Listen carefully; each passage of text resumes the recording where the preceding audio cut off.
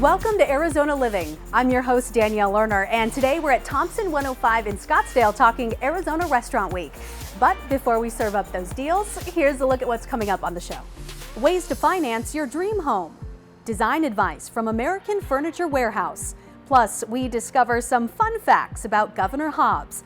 That and much more coming up on Arizona Living.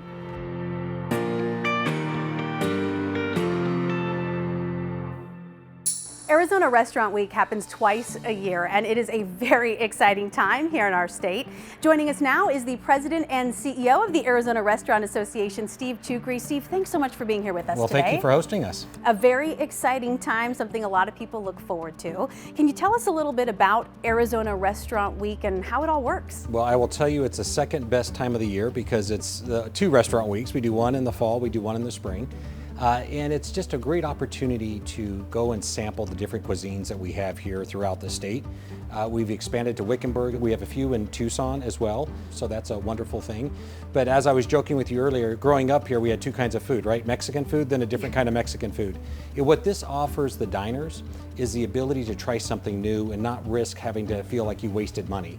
Or if you have friends, everyone gets to pick a different night to go out. So it's, like I said, one of the best times of the year to dine out. Yeah, and really builds that community experience as well. You know, you've been with the association for more than 20 years now, and you've seen how the restaurant industry has just blossomed here in Arizona. What are some of the types of restaurants that take part in Restaurant Week? Well, I think the unique diversity that we have seen from Thai restaurants to Indian restaurants to upscale Mexican food, which people may ask what is that, but there is such a thing, right?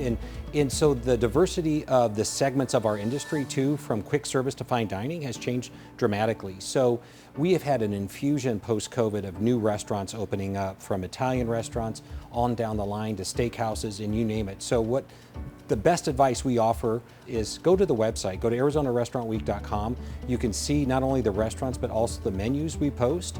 And you could just say, hey, maybe I'll try this, or maybe I'll try a different type of restaurant and take a leap of faith and enjoy it, because I guarantee you will. Restaurant Week seems like a great opportunity to go out, try new things, and really get so much for your money. You know what I say, it's 10 great consecutive date nights that you can go out and enjoy. And that's really the whole idea behind it. And with the various segments we have, from pricing from 33, 44, and 55, you really get a huge value for the dollar. And restaurants have just exploded, not only here in Arizona, but nationally. We, for the first time last year, outpaced grocery store sales by 20%. So that goes to show you, hot markets like Arizona, we're going to continue to grow. We're going to have over 150 restaurants participating in Spring Restaurant Week, so the options are limitless. We know that diners get quite an experience when they take part in Arizona Restaurant Week, but what about the restaurants like Thompson 105? What do they get out of taking part? Well, so Thompson 105, actually, beautiful restaurant, beautifully built out. As a new restaurant, they get to showcase what they're all about. They get to showcase not only their menu, but their beautiful dining room and everything else. So any new entrant from a restaurant standpoint coming into Restaurant Week is a great thing, not only for the restaurant, but also our guests, our diners who may want to try something new. And this is a great way for Thompson 105 to be able to say, hey, we're open, we're operating, come see us and come enjoy. So if after seeing this, some folks want to take advantage of Arizona Restaurant Week, what should they know? What do they need to do? The key word is reservations, right? And we fill up very quickly. The convenience factor we have now is you can go on our website, ArizonaRestaurantWeek.com, make the reservation on the site. You look at the menu, you see what you want to do, and it's a great way to be able to just quickly make that reservation and lock in your date and time. Yeah, really a great way to enjoy all that Arizona restaurants have to offer. Steve, thanks so much for being here with us today. Thank you. And if you would like more information on Arizona Restaurant Week, just head to their website. If you're looking to buy a home or remodel the one you're in, finding the right financing is important. That's where the team at Impossible Mortgage Group comes in, helping you find the right loan to fit your needs.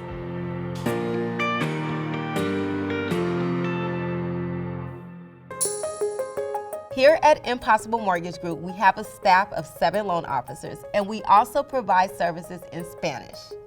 Types of clients that benefit from our company are those who are currently renting and are seeking that home ownership, current homeowners that are looking to leverage equity in their home to do projects or pay off debt, or any first-time or seasoned investors that are looking to start their investment portfolio. first thing that I need to know from my clients is your overall goals. What is it that you're looking to accomplish? Because as a mortgage broker, we have so many different programs and services to be able to assist you. So our average guaranteed loan approval time is 21 days from start to finish. When we pre-approve a client, we do run them through underwriting beforehand so that we give certainty to the sellers that the loan will be approved and closed and the buyer can buy with confidence. The types of loans that we offer are government-backed and insured loans. So those would be your FHA loans, your VA loans, and your USDA loans, which is some great programs, especially for first-time home buyers. We do offer conventional financing, so for those people who may have higher credit scores looking for more flexibility. And then we also offer alternative financing. So those are like your bank statement loans, loans that do not require documents, so kind of like your stated income loans. And those are best for people who are self-employed, may have not filed taxes, but can show that they are profitable through bank statements or profit or loss. So we do offer those as well. We offer hard money loans, and then we do second mortgages for those who are kind of looking to preserve their interest rate. They may have a low interest rate on their first mortgage, but they're looking to leverage equity from their home, and we can do it in the form of a second mortgage. So we offer those as well. Some of the misconceptions are that people think that they have to have a lot of money to purchase. So most people think they have to have 20% down. Most people think that they have to have a credit score in the 700s.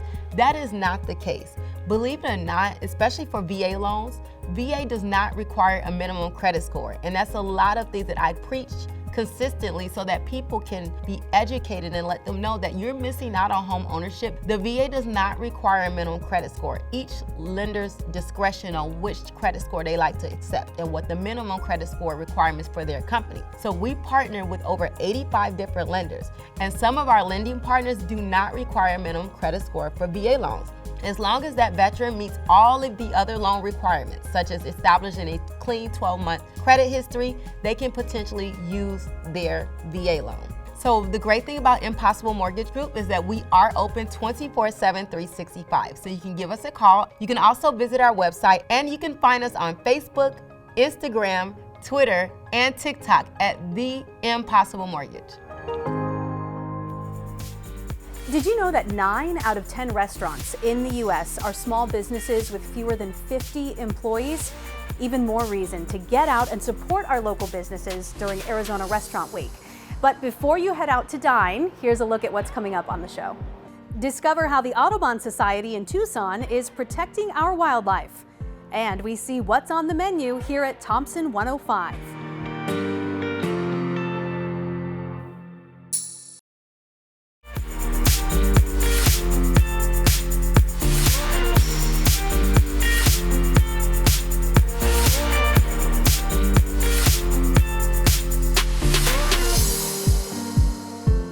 The Tucson Audubon Society works hard, inspiring people to protect and enjoy birds. Here's a closer look at the many ways they carry out that mission.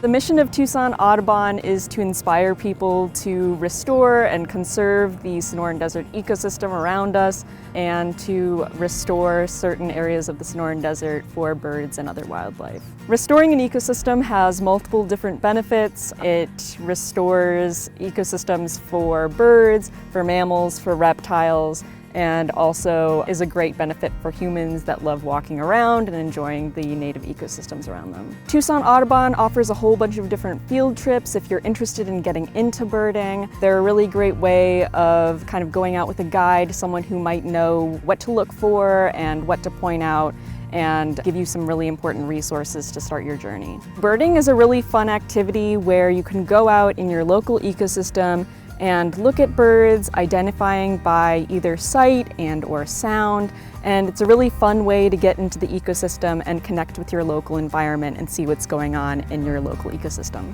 Lots of the work that we do is very applied. We have people that are out doing bird surveys, we're planting native plants, we're pulling up invasive plants that are causing problems to the local ecosystems. So we've got about a third to a half of our organization is out doing the work day to day out on the landscapes whether in a wildland context or in urban areas. We advocate for policies that make the world a better place for birds and wildlife. And then very specific to what my group does, we go out and we research what exactly different types of birds need, especially birds that are threatened or endangered, figure out what they need and what we can best do to support them, and then we try and implement those actions. It seems like the need for what we're doing has increased a lot in the last few years. Big wildfires like the Mercer Fire or the Bighorn Fire here in Tucson, or the Bush Fire just outside of Phoenix, were driven by invasive plants. So a big piece of the work that we're doing in the last decade has been trying to control invasives to prevent wildfires, because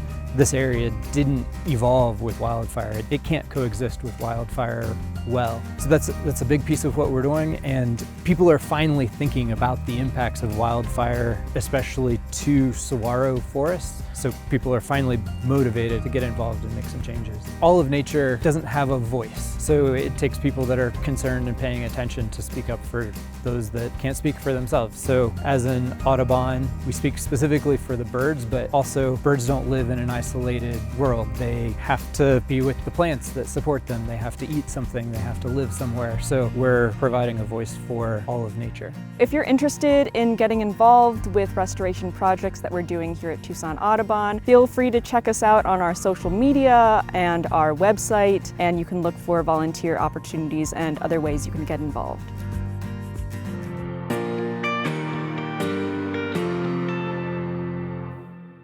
We're here at Thompson 105 in North Scottsdale, and I'm joined now by operating partner Rick Gordon. Rick, thank you so much for hosting us today. Your restaurant is beautiful. Thank you very much.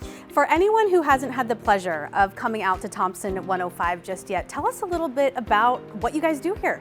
Well, we're a local neighborhood restaurant in McDowell Mountain Ranch. We serve traditional Italian fare with homemade pastas, wood-burning rotisserie chickens, prime rib, and we're open daily, Monday through Friday at 3 o'clock, and happy hour 3 to 6 on Monday through Friday, but 7 days a week for dinner, and hopefully soon this summer we'll open up for brunch on Saturdays and Sundays.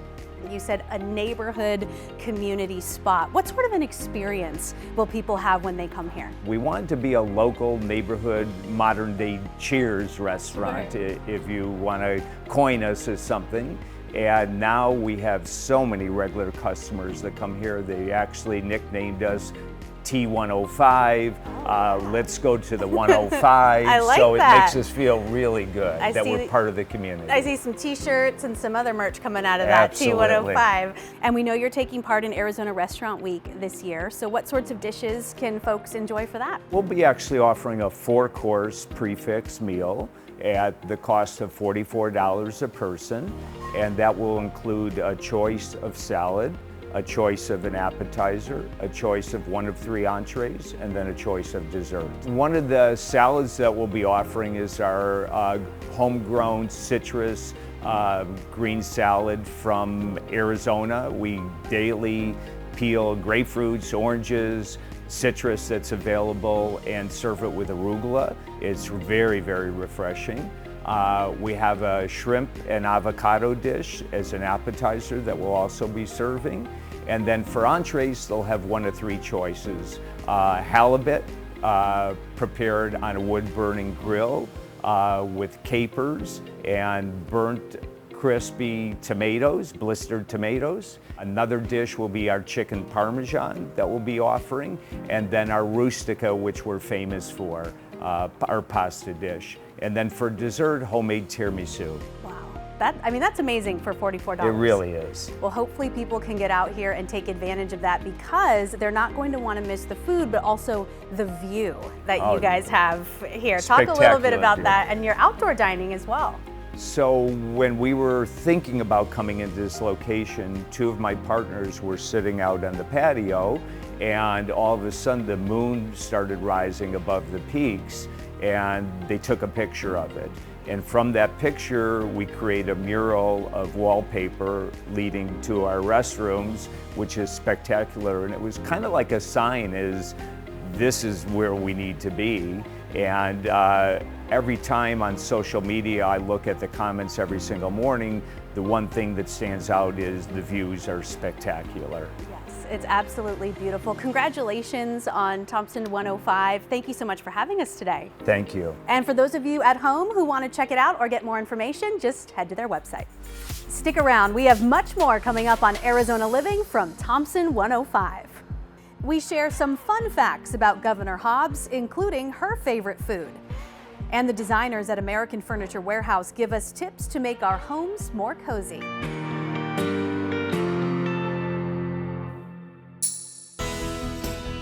Hi, my name is Jill. I'm from Patio, and I'm going to talk to you a little bit about the home consultation. When you come in the store, look around, see what we have going on in our store. We have so many different options for patio furniture. So you can walk through the store to see what different collections that we carry, and then also just kind of figure out exactly your needs are for your patio furniture. If a customer comes in with a photo, I can take a look at it and see what their patio looks like. And if they are interested, I can do a home consultation. What I do is I usually do a sketch and figure out exactly what they're looking for. So the sketch will help them kind of guide them through their backyard. And we can sit down, figure out what they're looking for and what their needs are for their back patio. Some people have no idea what to buy. And so that's where I come in and I help them kind of figure out exactly what their space looks like. I do home consultations where I go out to their house and guide them through what the pieces they're looking for. The home consultation and the design consultation is completely complimentary. Patio furniture, find your bliss at one of our locations or shop online.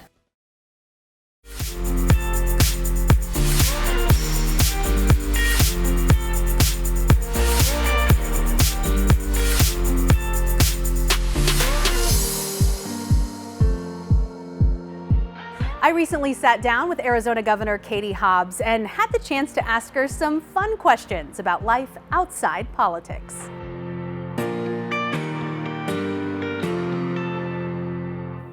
This first one, kind of a little fun fact here. Back when I was working at Channel 15, I covered education. Yeah.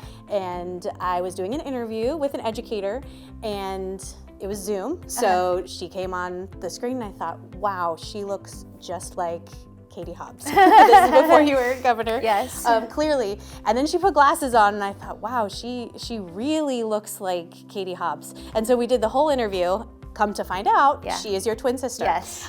Do you get that a lot? I mean, do people confuse the two of you for one another, especially now? Yeah, absolutely. As I was campaigning and gaining a lot more visibility around the state, she would go places and people would think she was me. Places where I also was at my primary election night party, she was out in the crowd and I was back in a room, and people started talking to her, congratulating her, thinking she was me. and she enjoys that attention. But yeah, it's been fun, I think. So Yeah, definitely a unique dynamic to have there for sure. What book are you currently reading? So I'm reading It Could Happen Here by Jonathan Greenblatt. He's the CEO of the Anti-Defamation League. Yeah. How do you like to spend your free time when you have free time? Yeah, Or if so- you have free time? So we have so much to do in Arizona, and you can walk out your door and do a beautiful hike, and I love hiking. I have a foot injury, so I haven't hiked in a while. And running, and it's kind of a way to have some solitude because I'm never alone anymore. So, yeah, What would you say is your must-have food? pizza. Pizza. Any particular type of pizza? Red Devil's my favorite pizza, but pepperoni. Okay. Yeah. Got it. And then what would you say is the biggest misconception that people might have about you? I think I get underestimated a lot, and yet I have a pretty solid track record when it comes to winning elections. I've run a lot of races that people didn't think I should. When I ran for Senate in 2012, I was up against a 16-year incumbent and beat him by a significant margin. The Secretary of State race was really tough. It was the first time in a decade Democrats had won statewide in Arizona. And then certainly this governor's race was challenging, but I'm here and I'm gonna keep plugging away and not letting other people's doubts get in my way. Okay, so as governor, I have to ask you, I have 3 young girls myself. I know you have children. Yeah. What has it been like balancing your time in office, your time running for office with motherhood? It's always challenging to find that balance. I think I'm lucky in that I ran for office when my kids were still really young, and so they're used to seeing me in that dynamic. The legislature is part-time, so I worked other jobs while I was in the legislature. Certainly a statewide campaign in a race as big as the governor's race is a little more time commitment. They're adults now, and so they're self-sufficient, but I do find I have to really be like, oh, I haven't spent enough time with my kids. I should make sure that we're getting together. So that part doesn't get easier even when No. they get older. No. Well, Governor, it was such an honor to speak with you. Thanks so much for joining us today. Thank you. Don't go anywhere. We have much more coming up on Arizona Living. Design advice from American Furniture Warehouse.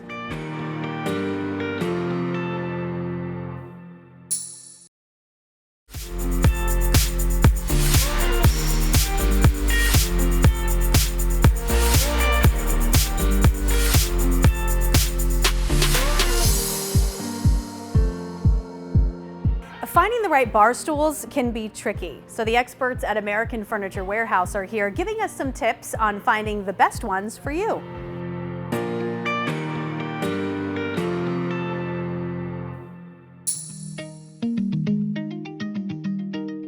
Doug and I are here, and we decided to go remote and bring you in an actual kitchen to talk about today's video. Measure is such a key element before buying furniture, no matter. So if you are looking for a counter height stool, that means your counters are 36 inches in height. Yeah, and this is actually a counter height stool, and next to it is a bar height stool. Let's shift these out of the way and show everyone a little different look. Again, the same concept though. This is bar height, this is counter height. So your seat heights may vary slightly here, but your counter is the 36, your bar height is actually 42, and typically dining height is third out. And so when you go shopping, when you're looking for it, think about those things, do a little measuring before you go, so you're armed with information before you go into shopping at an AFW. We want to thank everyone here at Thompson 105 for hosting us. And remember, get out and enjoy Arizona Restaurant Week. And if you do, let us know on social media. Thanks so much for joining us. I'm Danielle Lerner, and we'll see you next time on Arizona Living, where we help you live an inspired life.